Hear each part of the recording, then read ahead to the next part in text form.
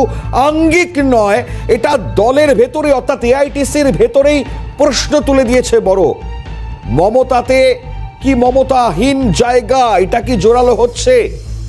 মমতায় কি মমতা নেই? মানে এটা যদি দল মনে করে থাকে তাহলে তো অবশ্যই বড় প্রশ্নের জায়গা। কেন বলবার চেষ্টা করছি, আপনারা সম্প্রতি দেখেছেন এই ঘটনার পর বড় প্রশ্ন লোকে তুলে দিচ্ছিলেন যে একজন মুখ্যমন্ত্রীর ফার্স্ট এড করা হলো না। এই যে ক্ষতে মলমের বদলে প্রচার, কেন বলছি না, এআইটিসির যে সোশ্যাল মিডিয়া হ্যান্ডেল রয়েছে সেখানে ঠিক প্রথমেই ছবিটা যেটা সামনে এসছে তা হচ্ছে মমতা বন্দ্যোপাধ্যায়, তার ইনজিউরি অর্থাৎ তার মাথা পেটে গিয়েছে, রক্ত বেরোচ্ছে, সেটার ছবি। ভাবতে পাচ্ছেন মানে প্রচারটা ভাবুন আপনারা, ফার্স্ট এড হলো না অথচ তার যে ছবিটা শুরুতেই সামনে চলে আসলো সেই ছবিটা আবার শেয়ার করা হচ্ছে কোথায় না অল ইন্ডিয়া তৃণমূল কংগ্রেস তাদের অফিসিয়াল পেজে। আগে ছবি পরে চিকিৎসা, এটাই তো সব থেকে বড় প্রশ্নের জায়গা। আজকে একদিকে বারবার বয়ান বদল চিকিৎসকের, একদিকে দাঁড়িয়ে জোর চর্চায় এই মুহূর্তে তত্ত্ব তাকে ধাক্কা দেওয়া হলো নাকি গৃহতেই কোনো রকম কোন্দল নাকি দুর্ঘটনা, যখন এটাও প্রশ্ন তখন তৃতীয় এটাও সব থেকে বড় ছবি।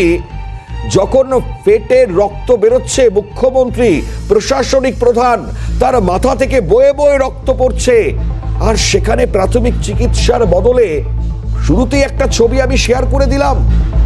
ফার্স্ট এড হলো না, কি সাফাই দিচ্ছেন শশী পাজার মন্তব্য কি প্রসঙ্গে শোনাই আপনাদের, শুনুন। जरूरत नहीं है घबराने की, क्या क्या जरूरत है, दीदी इतनी समझ रखती हैं। अगर कभी भी उनको कुछ ज़रूरत पड़े, घर में और कुछ बंदोबस्त हो या अभी क्या बंदोबस्त है, ये सब दीदी अपनी तरफ से सोच लेगी। इतना सोचे हैं उनके स्वास्थ्य के लिए, ये बहुत अच्छी बात है।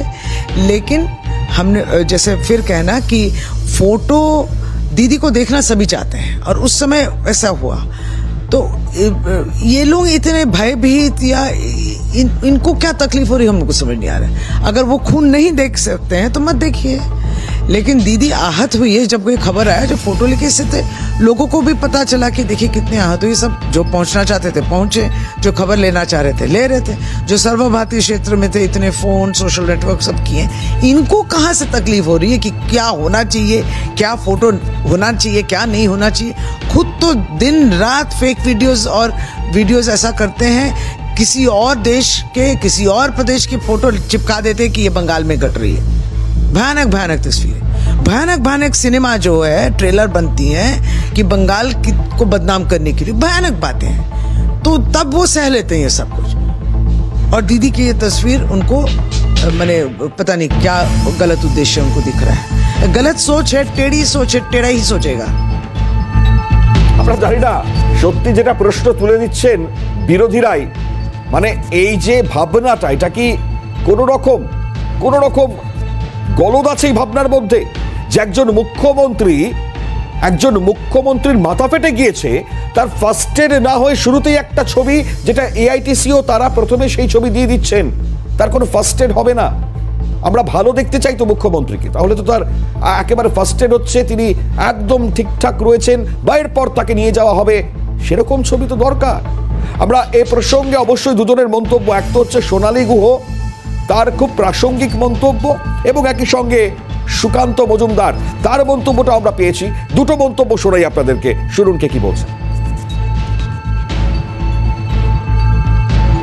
বিজেপির কোন নেতৃত্বের তরফ থেকে কোনো প্রশ্ন তোলা হয়নি। বিজেপি পরিষ্কার যেটা বলেছে, সুকান্ত মজুমদারের বক্তব্যই বিজেপির বক্তব্য, যেহেতু রাজ্য সভাপতি আমরা চাই মাননীয় মুখ্যমন্ত্রী দ্রুত সুস্থ হয়ে স্বাভাবিক জীবনে ফিরে আসুন, উনি ওনার রাজনৈতিক কর্মকাণ্ড শুরু করুন, প্রশাসনিক দায়িত্ব সামলান। আমরা এর বাইরে একটি লাইনও বিজেপির লাইন নয়, অন্য কেউ যদি বলে থাকে বিজেপি সেই বক্তব্যকে ডিজোন করায়। মাননীয় মুখ্যমন্ত্রী আহত হয়েছেন, আমরা অত্যন্ত এতে দুঃখিত যে উনি আহত হয়েছেন, আমরা সহমর্মী ওনাদের সাথে। উনি দ্রুত সুস্থ হয়ে তার স্বাভাবিক রাজনৈতিক এবং প্রশাসনিক কর্মকাণ্ডে ফিরে আসুন, এটাই আমরা চাই, এটাই বিজেপির অফিসিয়াল বক্তব্য, এর বাইরে কোনো বক্তব্য নেই। আমি কালকে তো অভিষেক ব্যানার্জি ওনাকে এসএসকেএমে নিয়ে গেছেন, আমার একটাই প্রশ্ন যে মমতাদির বাড়ির সামনে এমন কোনো দোকান নেই বা এমন কোনো সংস্থা নেই যেখানে অ্যাম্বুলেন্স অ্যাভেলেবেল? অ্যাম্বুলেন্সে কেন নিয়ে যাওয়া হলো না? আর মমতাদির মাথাটাও ফেটেছে অনেকটাই, আমি দেখলাম নাক দিয়ে কী বলে নাকের পাশ দিয়ে রক্ত গড়াচ্ছে। সেখানে কি এমন একজন ছিল না যে তার রক্তটা পুছিয়ে দিতে পারে? আমি জানি আমরা অনেকে থাকতাম, তারপরে সীমা বলে একটা মেয়ে ছিল আর কি, তারপরে মল্লিকা ছিল, এখন প্রিয়াঙ্কা আছে, মামনি ছিল তার আগে, আমার আগেও কৃষ্ণা চক্রবর্তী যিনি বিধাননগরের মেয়র তিনি থাকতেন, আর তার আগেও বেলাদি থাকতেন। আসা যাওয়ার মাঝে চলতেই থাকবে এরকম, কিন্তু একজনও কি ছিল না? আমি ওনার ভাইয়ের বউদের অত্যন্ত বিনয়ের সঙ্গে জিজ্ঞেস করতে চাই, তোরা কি একজনও কেউ মমতাদির যে রক্তটা গড়াচ্ছিল সেই রক্তটা মুছে দিতে পারলি না? কেন আমাদের এই রক্ত ভেজে একটা মুখ দেখতে হলো? বাংলার মানুষের পক্ষে কাম্য নয়। পার্সোনালি খুব খারাপ লেগেছে, খুব। আমি তো একসময় এখানে কেঁদেও ফেলেছিলাম, যে ঠাকুরকে আমি সমস্ত দিক থেকে শ্রদ্ধা করি এবং মমতাদি নিজেও জানেন আমি সেই ঠাকুরের নাম নিয়ে আমি কোনোদিন মিথ্যাচার করি না। আমি তাকেও একসময় বলেছি যে ওনাকে সুস্থ করে দিন। দেখুন, কেঁদে ফেলেন একদা তৃণমূলের সহযোগী সোনালী গুহ, তিনি কেঁদে ফেলেন। আর সত্যিই তো, ক্ষতে মলমের বদলে প্রচার। ভাবা যায় একজন প্রশাসনিক প্রধান, তাকে নিয়ে এইসব